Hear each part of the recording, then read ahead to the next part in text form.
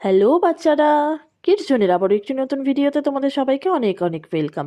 বাচ্চারা, আজকের ভিডিওতে আমরা কবি নবকৃষ্ণ ভট্টাচার্যের লেখা পিপিলিকা পিপিলিকা কবিতাটি পড়ব। চলো শুরু করি।